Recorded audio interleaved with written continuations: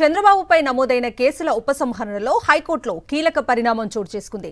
కేసులో ఉపసంహరణ విషయంలో పూర్తి వివరాలు సమర్పించాలని ప్రభుత్వాన్ని ఆదేశించింది హైకోర్టు. చంద్రబాబు నాయుడుపై నమోదైన కేసులను ఉపసంహరించుకుంటూ ఏసీబీ న్యాయస్థానంలో ఫైనల్ రిపోర్ట్ దాఖలు చేసింది ఏపీసీఐడీ దాఖలు చేసిన ఫైనల్ రిపోర్ట్ అంగీకరిస్తూ కేసులను మూసేశారు ఏసీబీ న్యాయమూర్తి. కేసు ఉపసంహరణలతో పాటు విజయవాడ ఏసీబీ కోర్టు ఇచ్చిన ఆదేశాలను సవాలు చేస్తూ దాఖలైన పిటిషన్పై హైకోర్టులో విచారణ చేపట్టింది. పిటిషనర్ తరఫు న్యాయవాది వాదనలు వినిపించారు. ప్రజాప్రతినిధులు విచారించడానికి ప్రత్యేక న్యాయస్థానం ఉన్నప్పటికీ ఏసీబీ న్యాయస్థానం హడావుడిగా కేసును మూసేసిందని పిటిషనర్ తరఫు న్యాయవాది వాదనలు వినిపించారు. హడావుడి ఉత్తర్వులు ఇస్తూ చంద్రబాబుపై కేసులు ఉపసంహరించారన్నారు. ఆరోపణలు ఉన్న వ్యక్తిపై గంటల వ్యవధిలో కేసులు మూసివేయటం చట్ట విరుద్ధమన్నారు పిటిషనర్. ముఖ్యమంత్రిగా ప్రజల ఆస్తులను కాపాడాల్సిన వ్యక్తులు వేల కోట్ల రూపాయలు దుర్వినియోగం చేస్తున్నారని పిటిషనర్ తరఫు న్యాయవాది వాదించారు. అధికారంలోకి రాగానే కేసులు మూసివేయటం చట్ట వ్యతిరేకమన్నారు. కేసులు ఎందుకు మూసేశారో తక్షణం వివరాలు సమర్పించాలని ఆదేశించింది హైకోర్టు. న్యాయమూర్తి తదుపరి విచారణ ఫిబ్రవరి 3కు వాయిదా వేశారు. ఇదే అంశానికి సంబంధించి పూర్తి డీటెయిల్స్ మా ప్రతినిధి అశోక్ అందిస్తారు.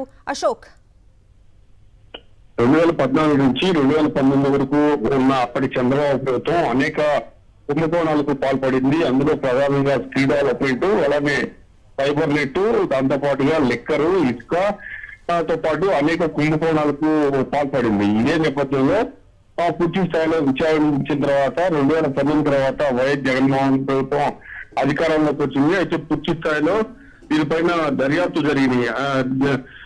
లిక్కరు, అలానే ఫైబరు, అలానే ఇసుక, స్కిల్ డెవలప్మెంట్ కి సంబంధించి చంద్రబాబు నాయుడు పూర్తి స్థాయిలో ఆధారాలతో సహా దొరికిపోవడం కూడా జరిగింది. దానికి సంబంధించిన నిధుల మళ్లింపు వ్యవహారానికి కూడా స్పష్టమైన సాక్ష్యాధారాలు కూడా ఉన్నాయి. దీనికి సంబంధించి అప్పట్లో చంద్రబాబు నాయుడు జైలుకి కూడా వెళ్ళొచ్చారు. అయితే పూర్తిగా అధికారంలోకి వచ్చిన తర్వాత మళ్ళీ 2024లో చంద్రబాబు నాయుడు అధికారంలోకి వచ్చిన తర్వాత ఏసీబీ అధికారులతో ఒక పథకం ప్రకారం సాక్ష్యాలందరినీ తారుమారు చేసి కేసుల్ని మెల్లమెల్లగా క్లోజ్ చేయించుకోవడం జరిగింది. అయితే ఏసీబీ అధికారులు సాక్ష్యాలు ఏమీ లేవు, కేసులు క్లోజ్ చేయాలంటూ ఏసీబీ కోర్టుకి రావడంతో ఏసీబీ కోర్టు కొన్ని కేసులను క్లోజ్ చేసింది. దీనిపైన హైకోర్టులో ఒక పిటిషన్ దాఖలైంది.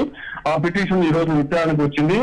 ఆ విచారణకు వచ్చిన సందర్భంలో కేసులు ఎందుకు మూసేస్తున్నారో పూర్తి సమాచారం తాము ముందుండాలంటూ హైకోర్టు ఆదేశాలు జారీ చేసింది. తదుపరి విచారణ ఫిబ్రవరి 3వ తేదీకి వాయిదా వేసింది. Right Ashok, thank you for the updates.